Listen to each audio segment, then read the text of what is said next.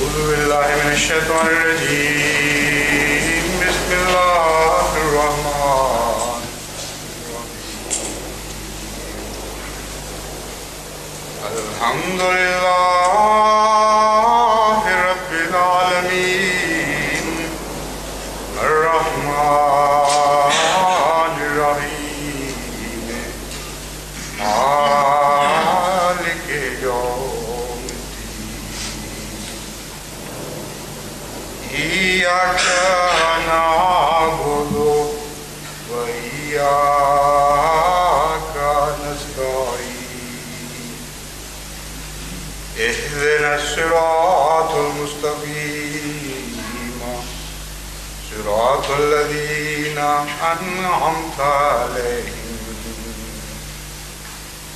غير المغضوب عليهم ولا الضالين.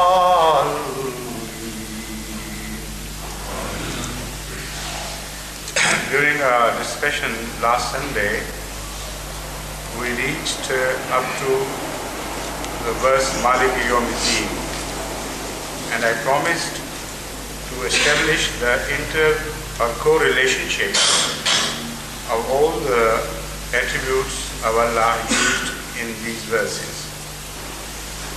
So we'll have to go back for a while to restart our discussion of certain attributes used before this and then connect them up into a unified whole, interrelating with each other.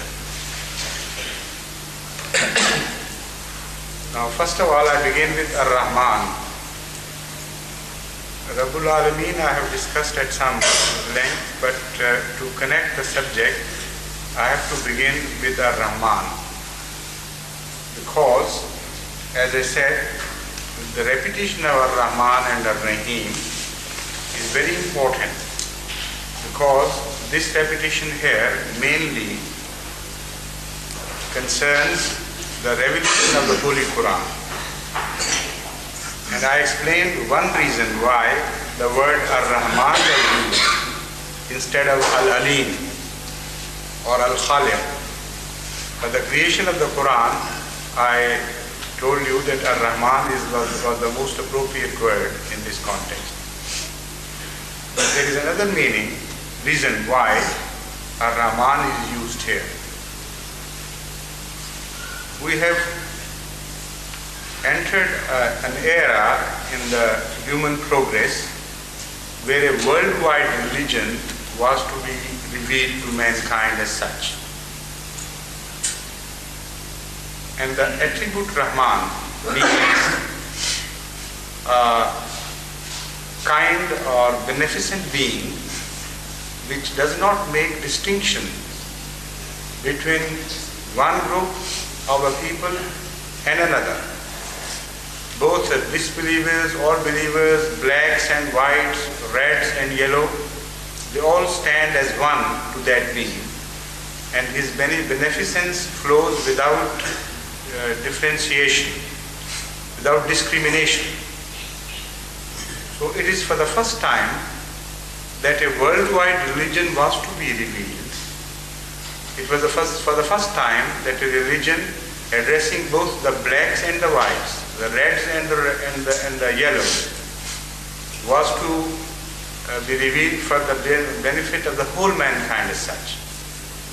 So the most appropriate word for that should have been Rahman, because we have seen the application of Rahman vis-a-vis the entire world, and we know that the believers and non-believers are not made any distinction in the general manifestation of Rahmaniyat.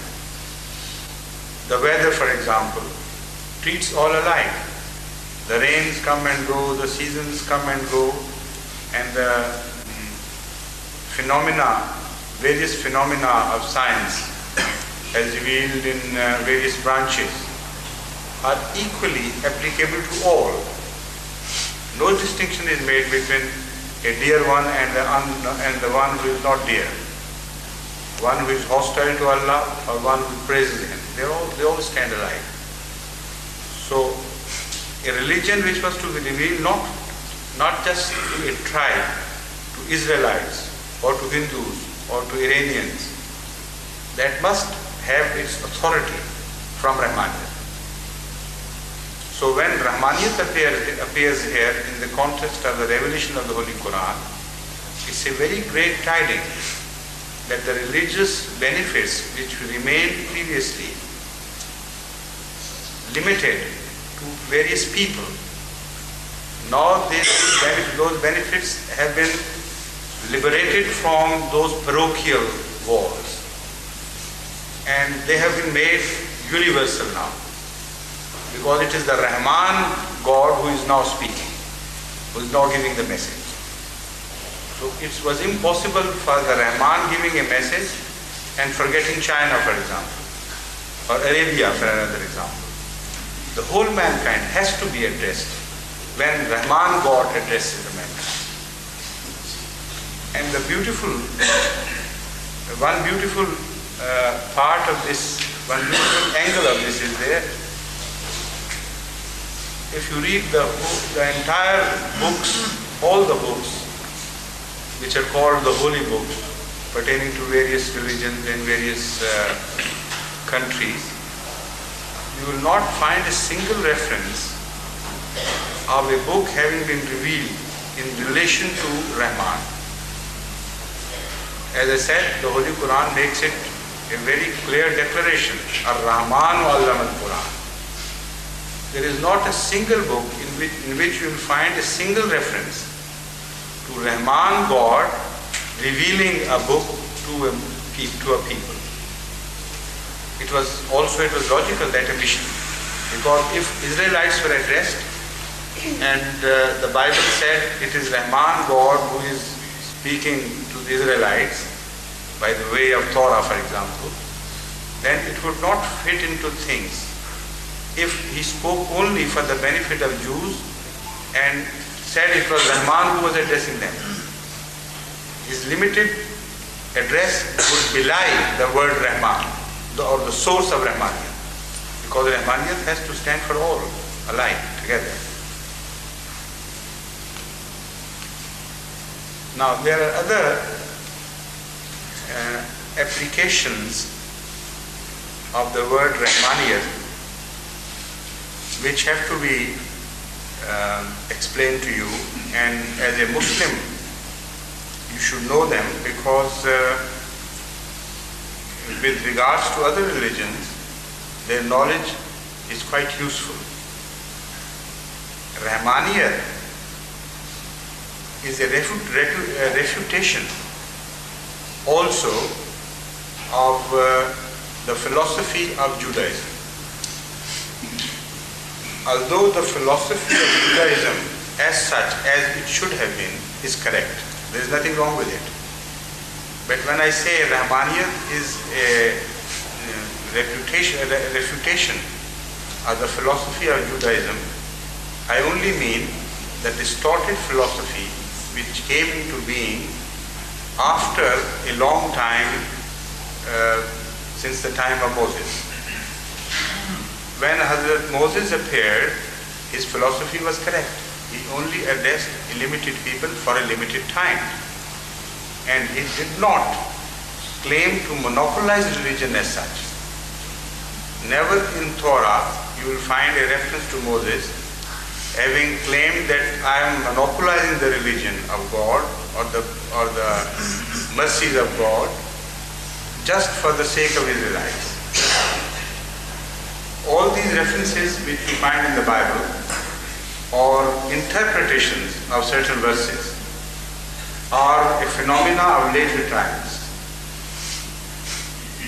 But now as we see Judaism, it claims that the entire contact which God ever made with mankind was only in the limited sense of his revealing himself to the prophets of Israel.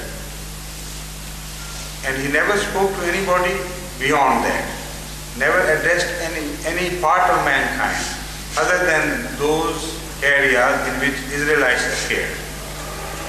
And they are the sole torchbearers and the sole representatives of God, not to the whole mankind, but to themselves. That is the tragic part of it. So, Rahmaniyat tells us that if God is also Rahman, that is, He is God of all mankind and all creation, and Rabbul Alameen further extends this concept to all the known worlds which are leading to the unknown, in time and in space. Then how could that God limit His mercy and His kindness only to a people of a certain region, of a certain race? And also in the same process, He seems to have forgotten the people of even that region before them. Because Israelites started only with Israel, and even Hazrat Ibrahim والسلام, Abraham was not in Israel, because Israel was his son. So when the Israelites limit the mercy of God to Israelites, they also claim that even people of that region before Hazrat Yaqub did not receive any mercy. That is the natural corollary, natural inference. But even if they don't make it, that is neither here nor there. Only a very limited ethnic group, which of all the people which inhabited those areas, according to Jewish claim, was the recipient of Allah's mercy. So Rahman refutes all these claims. It says that either God is not God of everybody, or you are wrong in your claim that God appeared only to the limited people.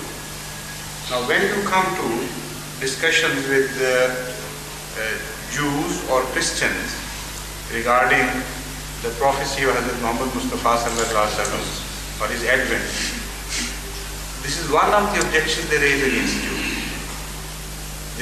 And here the Christians join hands with Jews because it suits them. They say Allah only promised His kindness and His mercy to Abraham's sons, and of the sons He again will limit His mercy only to Isaac, who is called Israel. And Ismail is also left out of that mercy. So not only God's mercy is limited to a certain people, but further distinction is made, further differentiation is made, and discrimination is made, even in the one single family, according to their claim. So the point of discussion should start from the attributes of God. You should go back to the attributes and say, do you believe God to be a Rahman God or not? Is He a God of the whole mankind and the universe or not? Were there many gods who created many universes? Many gods who created different peoples at different times? Now the Jews are very strictly monotheists. So they'll have to accept it. No, there is just one single God. So if there is one single God, then it's impossible for Him to limit Himself or His manifestations to one single people. And of that too, to be so discriminative as to reject one part of the same family and choose the other one. So this is why the understanding of Rahmaniyat is important to us, because it's fundamental to our belief, and it helps us a lot in refuting the wrong beliefs of others. But as I made it very clear, you must not reject Judaism as such. Because if you reject Judaism as such, you also throw reflection upon God. Judaism, when revealed in the context of its revelation, was a perfect religion, and it met all the requirements of the people whom it addressed. Why God did not refer to Rahman at that time? Because it was in the fitness of things not to refer to Rahman, because He was appearing to them in a limited sense. So this is why He did not use the word attribute Rahman as applicable to the revelation of Torah. Now, Rahimian refutes the philosophy of Christianity in the same sense. But again, I warn you that the philosophy of Christianity as adopted by the Christians of latter days, not the philosophy of Christianity of Christ, of course. Rahimiyat means a being, a quality which not only repeats itself, but when you put in labor, it gives you much more than your labor. So, it is not only a strictly just God, which is presented by the Holy Quran or by Surah Fatiha to begin with, but more than a just God is revealed to you in the word Rahimiyya. You put in your labor and He gives you much more than you deserve. So when He can give you much more than you deserve, how can He be considered to be so strict in His justice as to present the Jewish concept of the latter days? Now there is a contradiction in Christianity. They laugh at Jews, they mock at Jews for their concept of justice. Now, what was the name in one of the Shakespeare's drama, which has become a classical name? Shylock. Yes.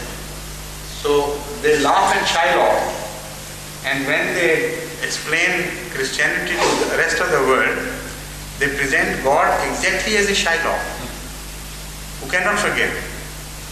So why have you been mocking all these centuries at the Jewish concept of justice, while you have yourself appropriated that concept? So the Holy Quran in this verse, by bringing to attention the attribute Rahimiyat, refutes the concept of Christianity that Allah cannot forgive or cannot give more than one deserve. Rahimiyat does not only apply to give more, but also contains the connotation of forgiveness. If a laborer, for example, commits a sin or makes an omission, and the proprietor who is to pay him, who has employed him, he deducts that much of his services from his requital or his reward, he cannot be called a Rahim person. He is exactly the opposite of Rahim. If one overlooks the defects or shortcomings or omissions of labor and pays them not only to the full measure despite those defects, but in addition to that he pays from his own pocket extra, that is Rahim. So if you believe in a Rahim God, there is absolutely no room for Christianity with the philosophy which they present to us that Allah cannot forgive sins because He is just. And just, nothing more. So that is the Shylock of a God they made, and in which no man with normal senses or the correct poise can believe at all.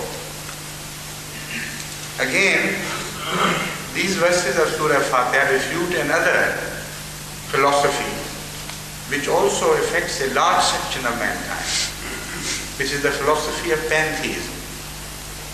This has penetrated also through Sufism into Islam at various stages. But a very large region of humanity which lives outside the domains influenced by either Judaism or Christianity or Islam believe in pantheism.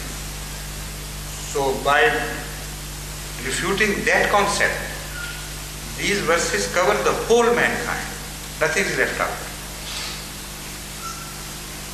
Because, now let's, one thing, Rabbul Alameen, I'll come to that later, also refutes the philosophy of redemption presented by the Hindus and the philosophy of creation propounded by various Hindu sects. So when we finish the discussion of that, then it will be a complete discussion. Every type of philosophy which can oppose the Islamic philosophy is dealt with in these short verses. And the fundamentals of those philosophies are hit, so that you don't have to dwell at length dealing with them and refuting them in the details of their beliefs. The fundamentals are destroyed in Surah Fatiha.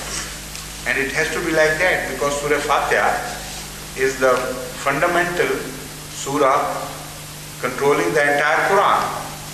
So it could have only dealt with fundamentals of other religions as well. And the details are found elsewhere in the Holy Quran, spread over all the surahs, throwing light on how to handle all these philosophies at some detail. Those details are not omitted. But when you speak of Surah Fatiha, the fundamentals have to be shown to the world in these verses. Otherwise, Surah Fatiha could not claim to have been the Quran or Quranul Azim, or a book or a verse covering everything pertaining to man.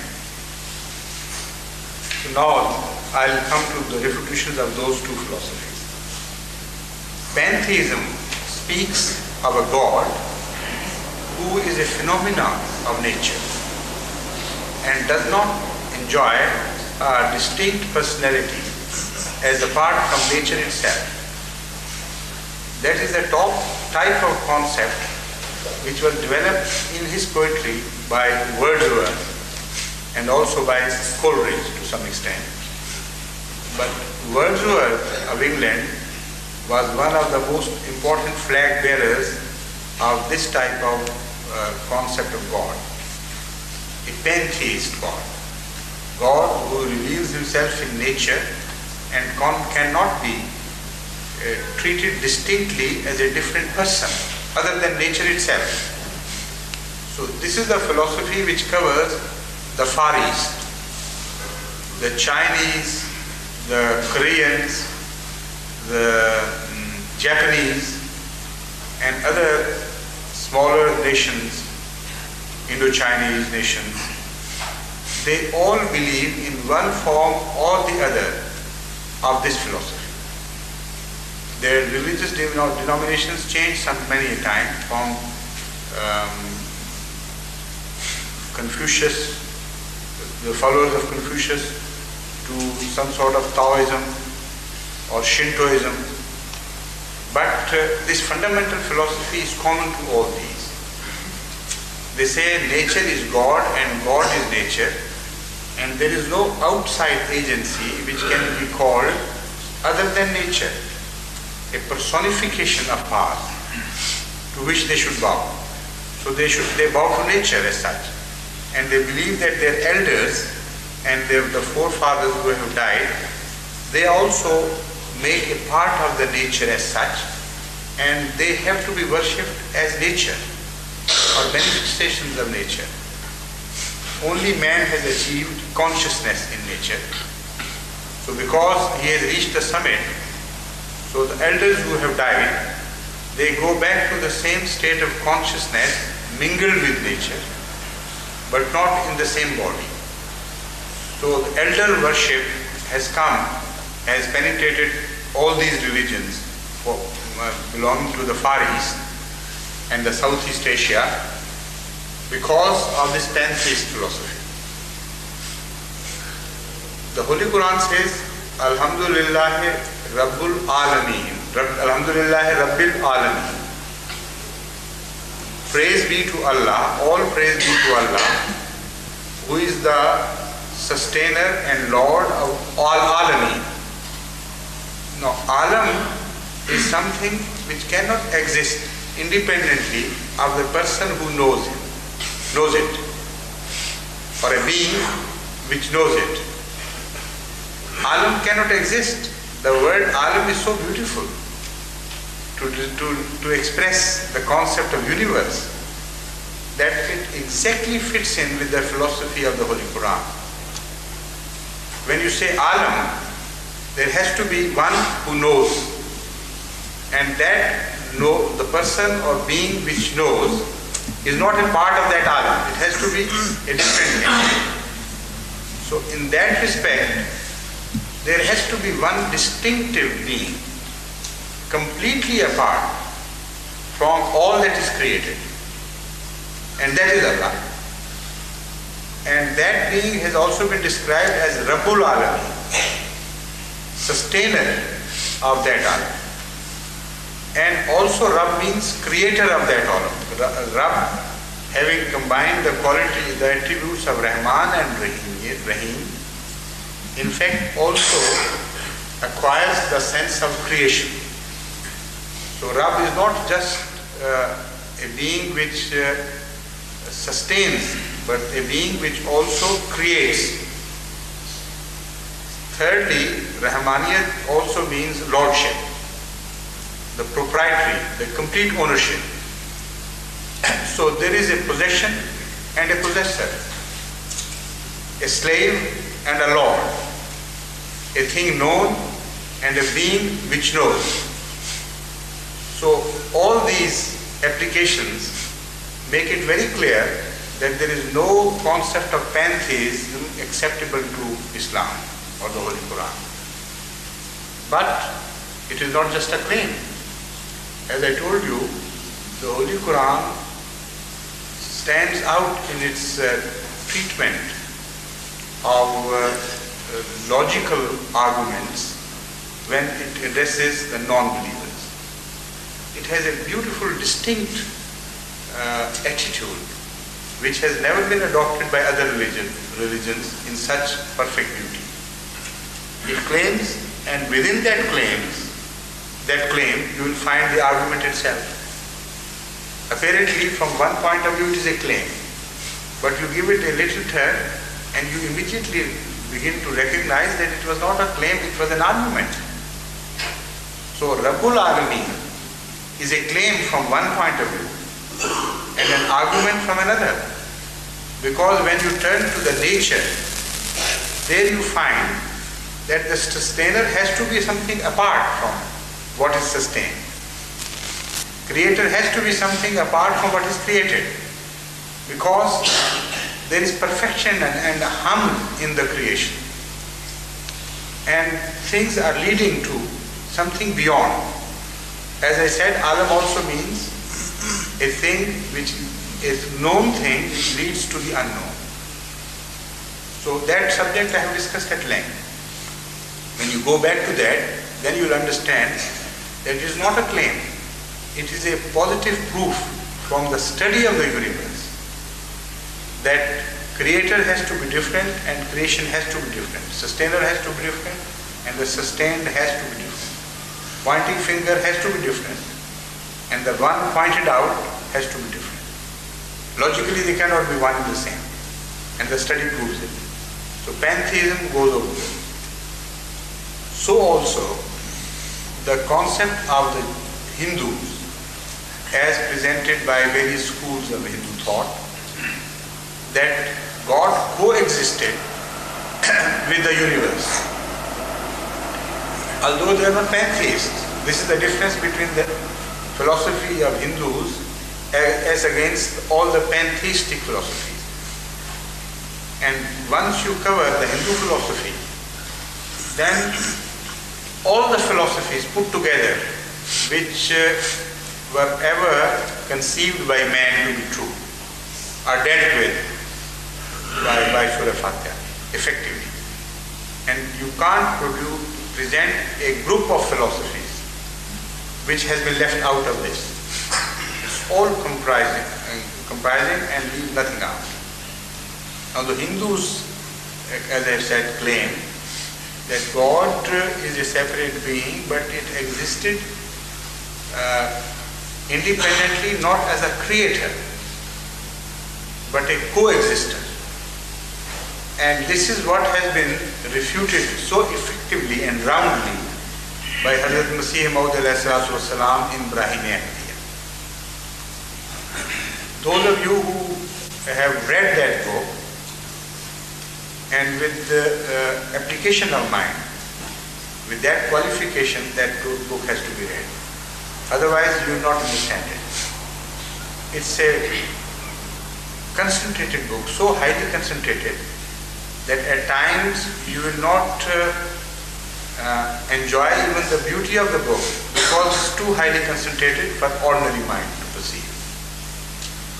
And at times you may go to sleep while reading it. So it's such a heavy reading for you. You know, when you go for a light reading, which is superfluous and fiction, it is seldom that you go to sleep. But turn to your syllabus and serious reading, then you know how quick the sleep comes to you. So this is exactly what people call boring. It's not boring. As the subject, there is nothing boring in the subject itself. There is something you lack. You are not up to that mark. And then you get bored.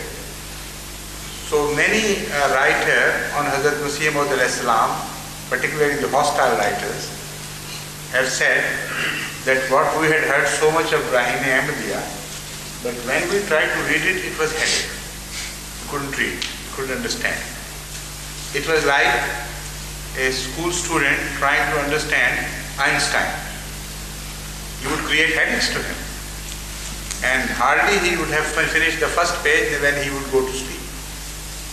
So this is what this book, this great book, Brahim-e Ahmadiyya, causes to the ordinary students.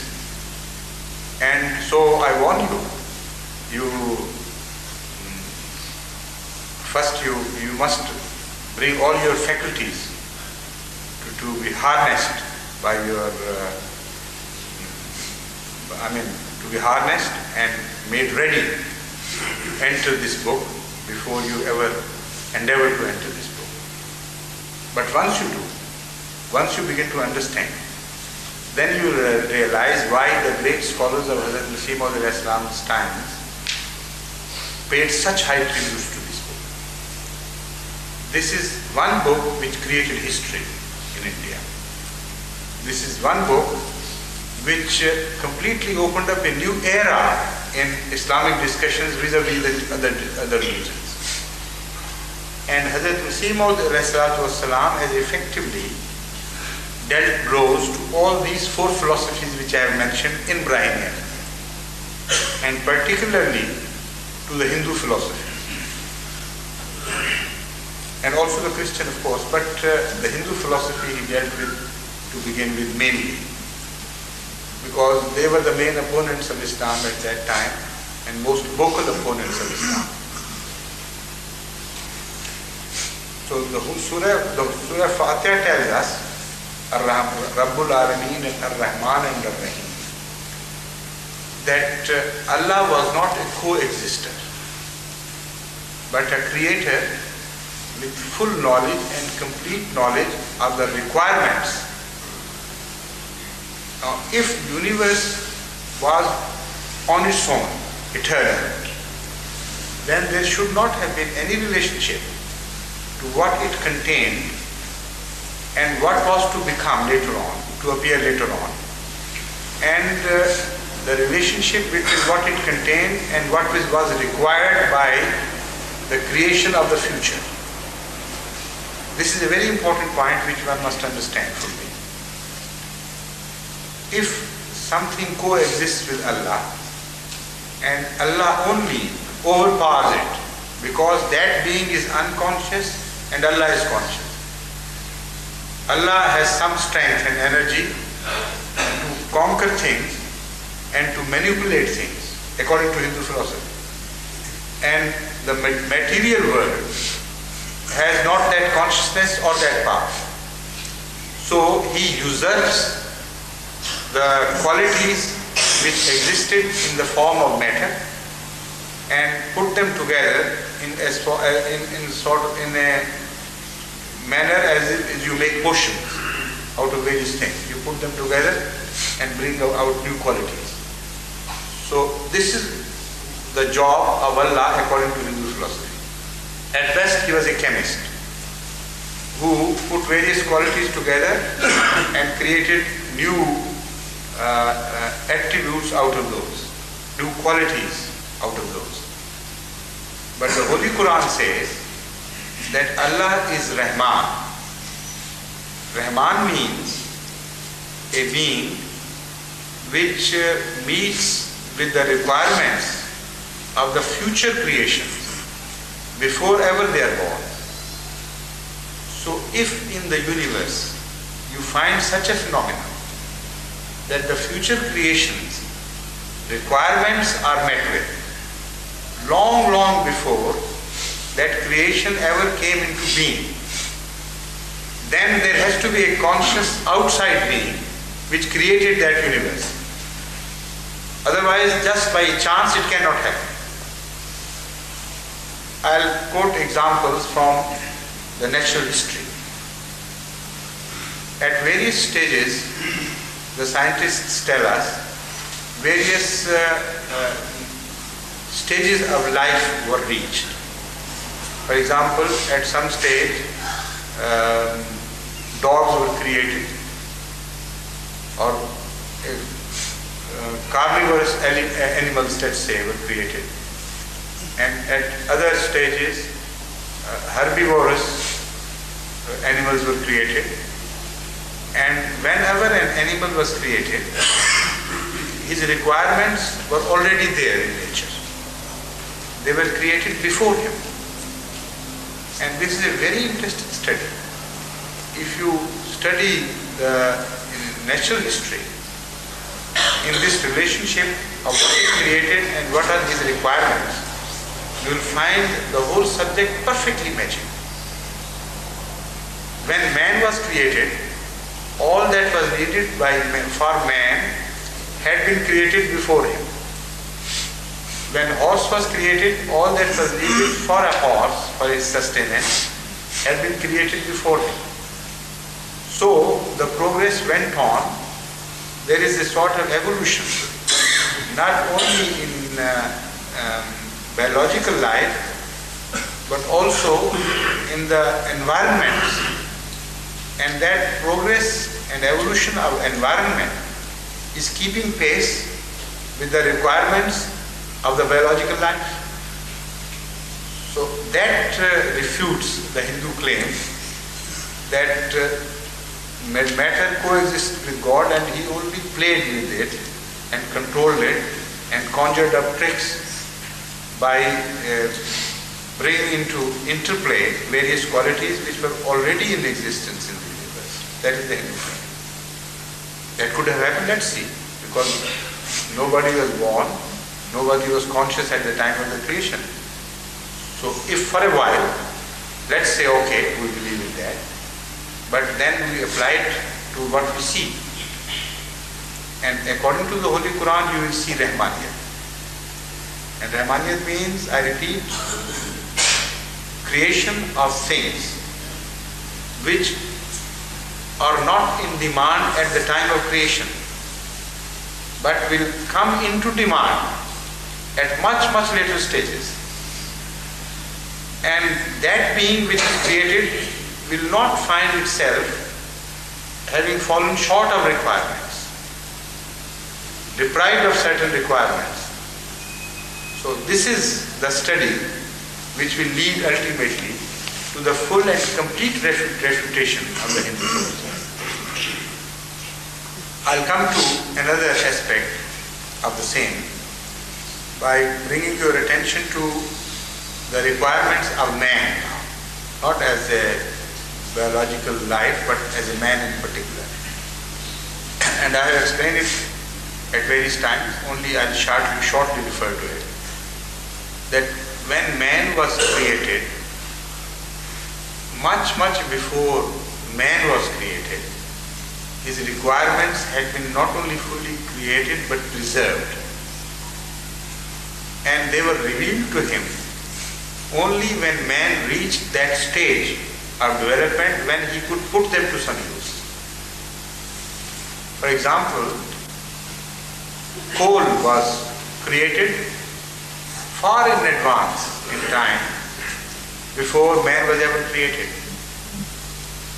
But the discovery of coal was made available to man only when man was capable of utilizing coal, not before that. It was hidden under the surfaces. When man reached a stage of scientific achievements and progress in knowledge, where he could dig for these things so deep as to bring out coal and to put it to certain use like external combustion engines. It was only then when coal was made available to him. Again, internal combustion engines came into being much later.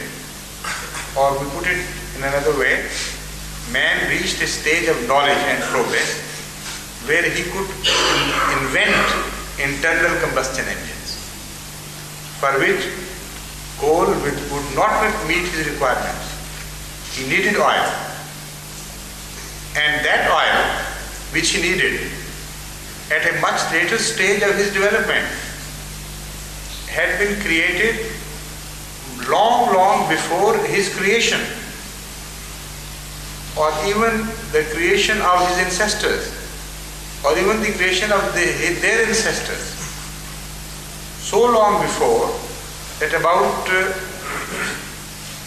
3 billion years before the creation of man, the oil was not only created in a form, but was also preserved in a manner that it will not be wasted. It will not mix and thin out with other things. It will remain preserved and well tucked up in certain places where man will reach it only when he will require it. This is Rahmaniyat. And how can you say that Allah coexisted with dead matter and brought it to life only through his mingling things together? Because in that case, this Rahmaniyat could not come into play. Only a conscious creator thinking of making a blueprint first of its creation, then giving a detail,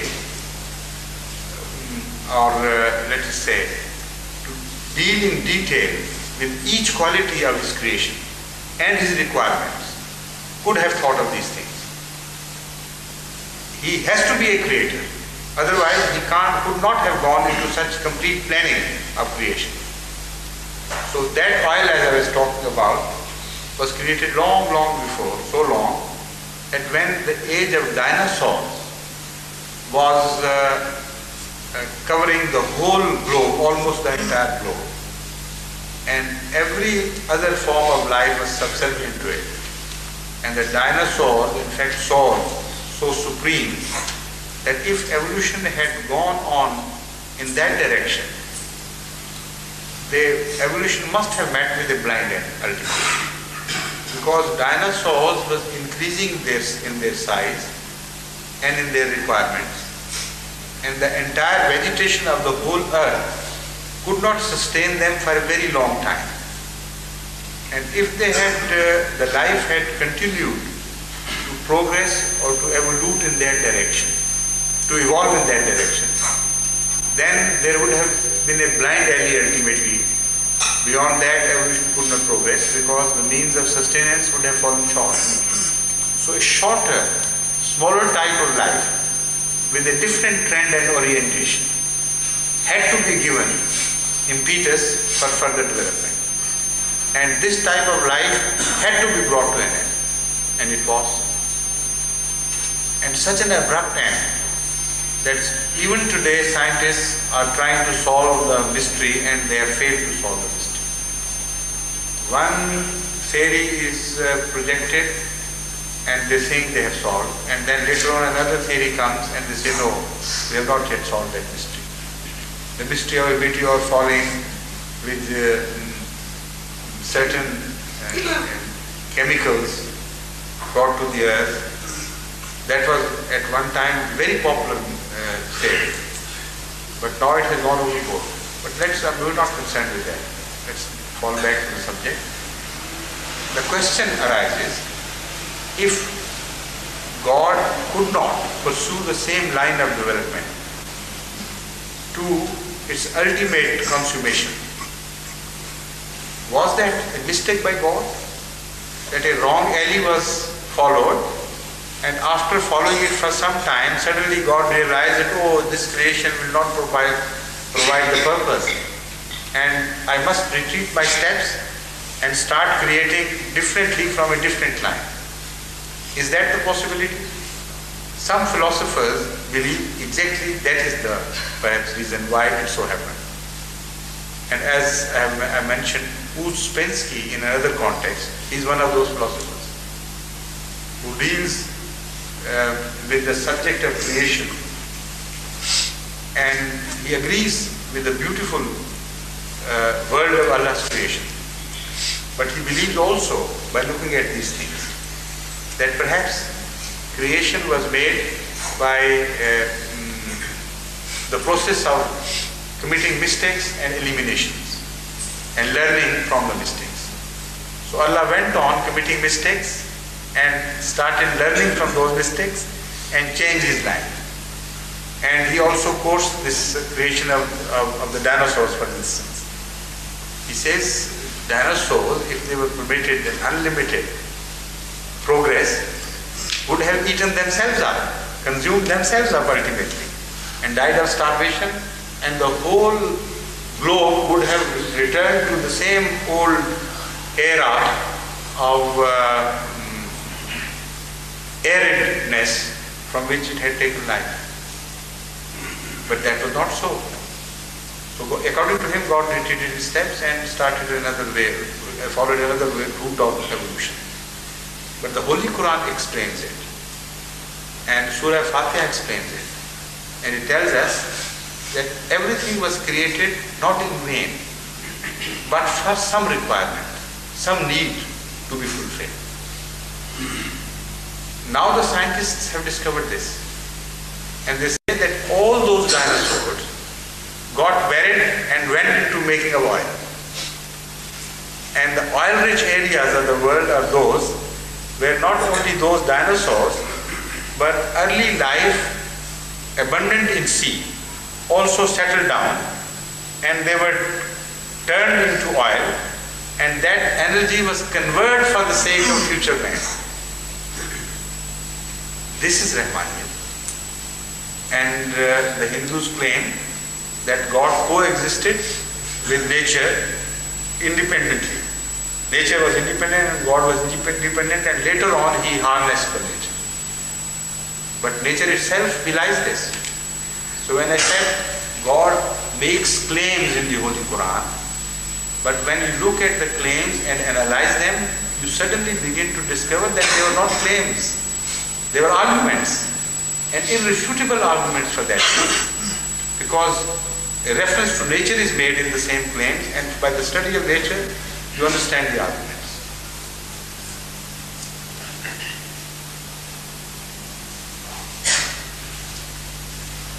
Now there is another interesting, now coming to the subject of correlationship.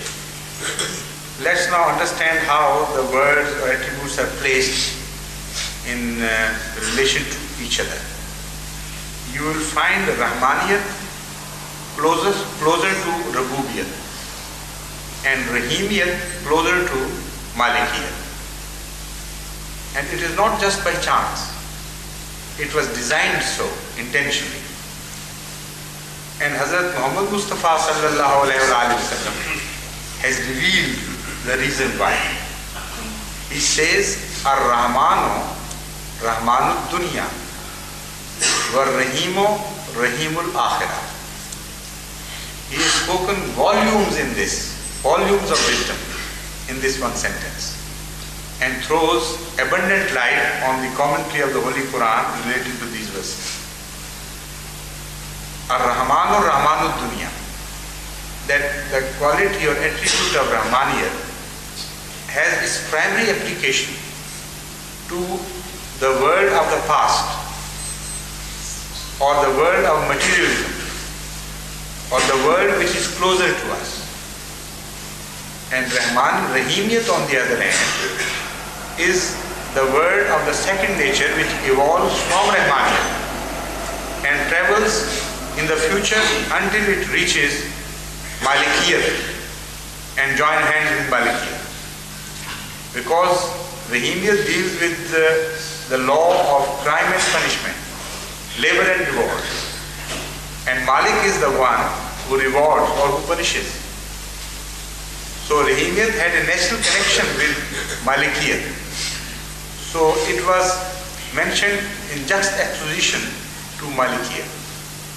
And Rahmaniyat has been mentioned closer to Rububiyat because it has its relationship with not only with the world of religion but also with the world of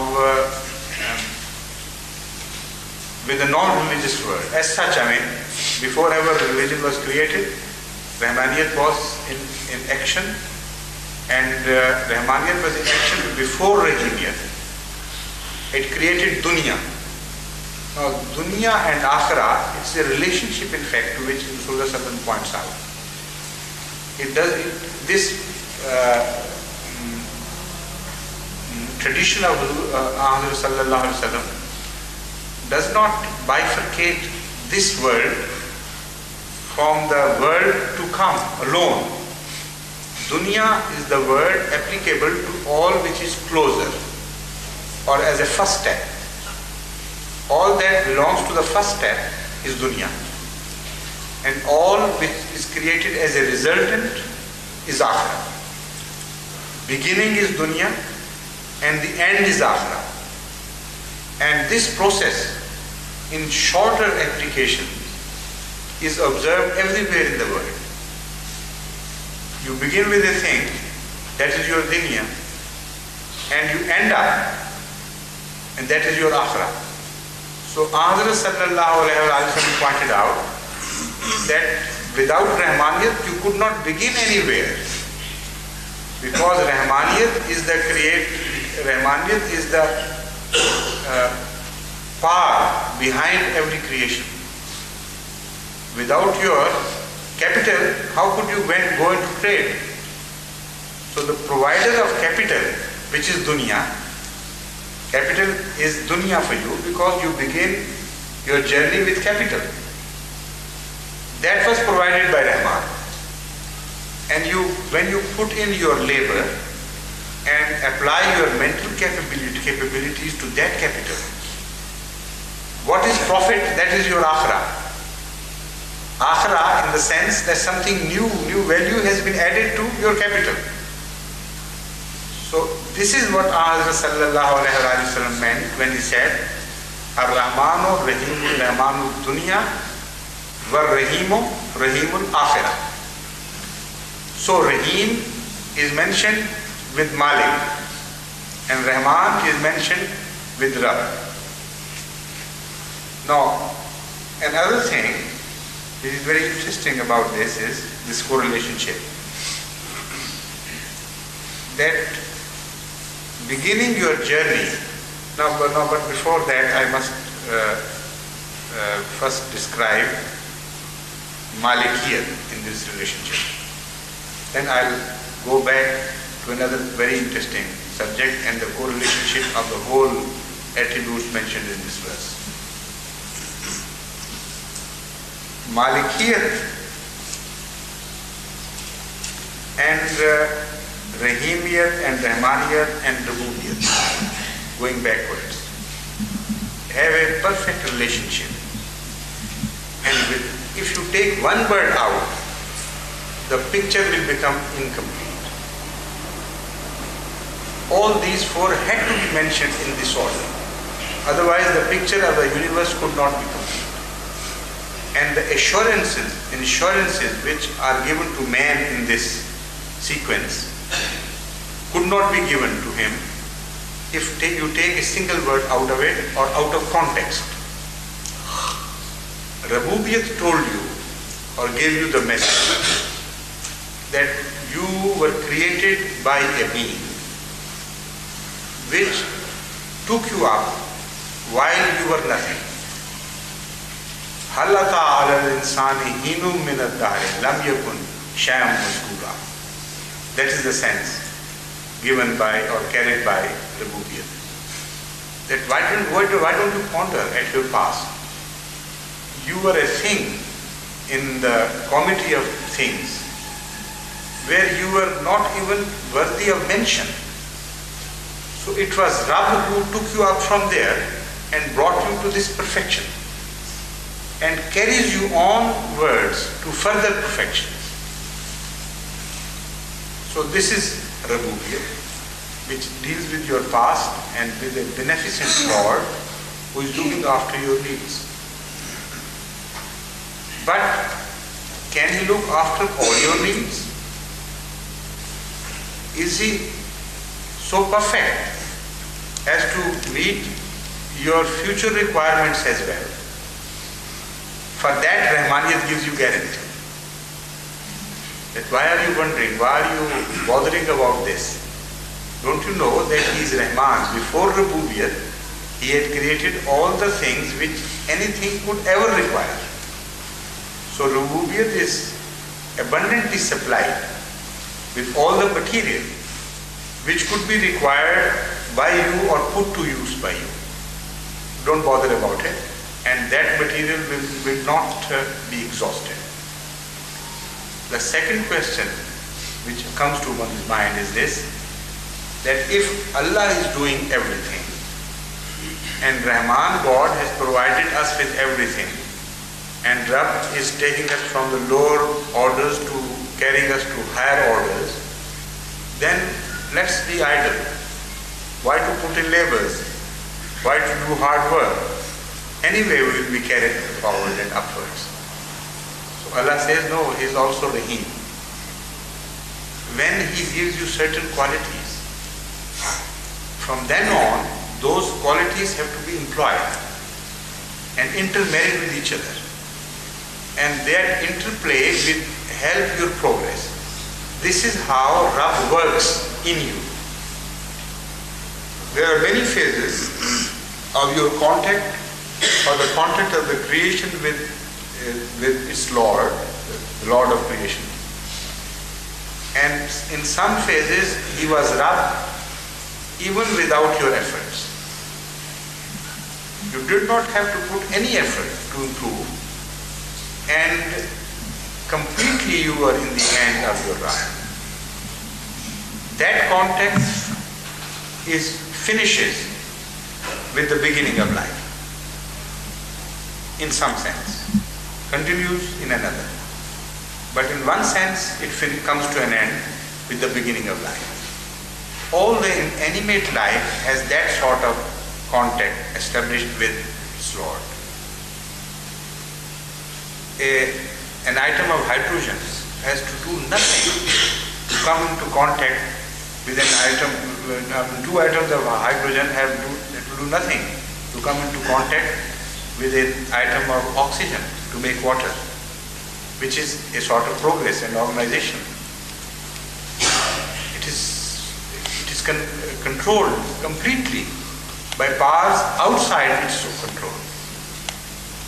And through that application of Rububiyyat on inanimate life and inanimate creation, Allah progressed the whole universe. But at the beginning of life, a new process started, and that was the process of Rahimiyya, where you would definitely be progressed. You will definitely be carried to loftier heights, but only if you put in your own efforts, put in your own lot, and that also correctly.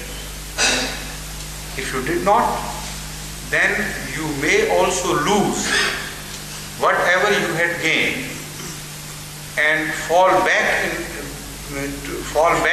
in the order so that you could revert to earlier times instead of progressing. That is Rahimiyya. It gives you a glad tidings of progress with your share in it. But also it gives you a warning that if you did not apply your share from now on, then you can revert to earlier stages as well. This has been explained, this meaning of rahimiyat has been explained in Surah 3. قَدْ خَلَقْنَا الْإِنسَانَ فِي أَحْسَنِ تَقْوِيمٍ ثُمَّ رَدَّدْنَاهُ أَسْفَلَ سَافِلِينَ إِلَّا الَّذِينَ آمَنُوا وَعَمِلُوا الصَّالِحَاتِ فَلَهُمْ أَجْرٌ غَيْرُ مَمْنُونٍ. So that surah has its root in rahimiyat. As I explained to you, various surahs of the Holy Quran and various subjects referred in the Holy Quran have their roots in some of the attributes of some of the verses of Surah Fatiha. So this is exactly what has been explained there. It says, قَدْ خَلَقْنَا الْإِنسَانَ فِي أَحْسَنِ تَقْوِيمٍ. We created man in the best order of, let's say, taqweem is a very wide word. It means with the best formula. A formula which could not fail to work. And it was a beautiful formula applied to the creation and progress of the universe. So when we created man with ahsan at-taqweem, summa radadnahu asfala safilin, then we returned it to its earlier stages. Or it was a sort of retrograde progress, opposite progress. But what is the purpose of all this exercise? It is futile. The Holy Quran says no. Just wait and we'll explain further. إِلَّا الَّذِينَ آمَنُوا وَعَمِلُوا الصَّالِحَاتِ. Those who put in their share in that scheme of things and did good job, good works, good deeds, they were not returned to the earlier stages. There was no retroward treatment to them. For them, there was ajrun ghairu mamnoon. Unlimited progress is guaranteed to them, was guaranteed to them, is still guaranteed to them. So that is evolution under the guidance and control of rahimiyat. So now we are given the glad tidings that we will have our own share, and here where ana starts, I, me, and the whole struggle of life through that ego begins. And this is further explained in various verses of the Holy Quran, but then that will take too long a time. Already we are, is that 9:15? Yes, sir. So, let's try to finish it before the Adhan time. Rahimiyat is all right, but we must be guaranteed that all our labor will be rewarded from outside, and if we make our mistakes or untoward things happen, then the labors will not be lost. Otherwise there will be great hazard faced by man. Suppose the being which is rahimiyat does not live long enough before the process has reached its maturity. Many a mother has died, leaving her child an orphan before the child reached a certain state of maturity. Many a government promised the people, the inhabitants of that country, that if you join hands with us, put in your labor and do that thing, we'll reward you with that and that. For industrial program, very ambitious industrial program is launched by the governments, and by the time the time of reward comes, the government is no more. A revolution has taken place. Another country has come and overpowered that government. So no guarantee. But Malik gives the guarantee. And not only Malik, Malik-e-Yawmiddin, which says that every time of reward is completely within the power of Allah and controlled by God. You have come into contact with a God which is the God of not only of beginning but of the end as well. So that end can come sooner in some cases and later in some other cases, according to the translation of Yom, you make. According to the duration of that Yom. There always is a Rahman in the beginning, a Rahim in the middle, and a Malik in the end.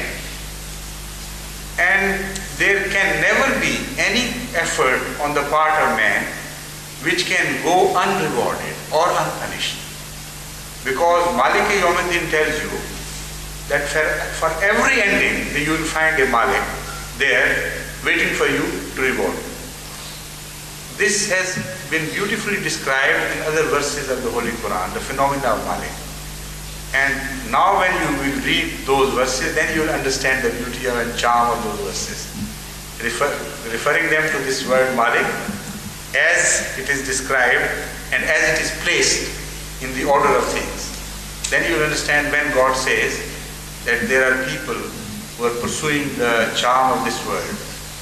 They think they are gaining things, but when they reach end, their end is like the end of a man who is pursuing mirage for the sake of water, in pursuit of water. So when he reaches that point where he thought mirage was, he finds Allah there to recompense him or to requite him or to punish him for what he did. As a Malik. So that Malik is not only to be met with after death, as I said, told you earlier, that Malik is the Malik of every phenomena of reward and punishment. So it completes the whole picture. After that, but before after that, I think we better finish here because time for Rosa has come. It's a very beautiful explanation or commentary on this verse and its correlationship from a different angle. Of that I'll speak later. Assalamu alaikum.